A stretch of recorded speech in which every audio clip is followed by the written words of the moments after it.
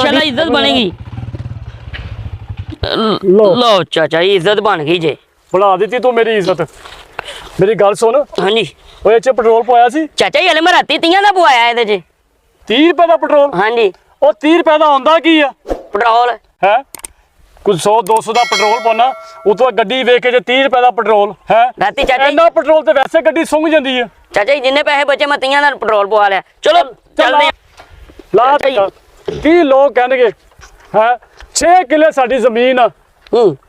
6 ਕਿੱਲੇ ਜ਼ਮੀਨ ਆ ਸਾਡੀ ਤੇ 3-4 ਬਾਗ ਆ ਸਾਡੇ। ਫਰੂਟਾਂ ਦੇ ਬਾਗ ਆ, ਅੰਬ ਦੇ ਬਾਗ ਆ, ਮਾਲਟੀਆਂ ਦੇ ਬਾਗ ਆ ਤੇ ਦੁੱਖੋਂ ਨਾ ਮੱਝ ਦਾ ਦੁੱਧ ਨਹੀਂ ਮੈਂ ਵੇਚਦਾ ਹੈਗਾ। ਮੈਂ ਕਿਹਾ ਤੂੰ ਪੀ ਕੇ ਕਿੱਦਾਂ ਜਵਾਨ ਹੋ ਜਾਵੇਂ। ਚਾਚਾ ਸਾਰਾ ਵੇਚ ਕੇ ਪਾਈਆ ਛੱਡਦਾ ਮੇਰੇ ਨੂੰ ਲੱਗਦਾ ਪ੍ਰਾਹੁਣੇ ਆ ਗਏ ਨੇ। ਹਾਏ ਅੱਲਾ ਸੱਚੀ ਮੁੱਚੀ ਆ ਗਏ ਨੇ। ਭਾਈ ਚਾਚਾ ਹਾਏ ਅੱਲਾ ਕੀ ਹਾਲ ਹੈ ਤੁਹਾਡਾ? अस्सलाम वालेकुम। वालेकुम सलाम। ਪ੍ਰਾਹੁਣੇ ਆਏ ਕਿਸੇ ਪ੍ਰਾਹੁਣੇ ਤੋਂ ਘਰ ਪਹੁੰਚ ਗਏ ਆ जी बिस्मिल्लाह जी आओ जी आओ। चाचा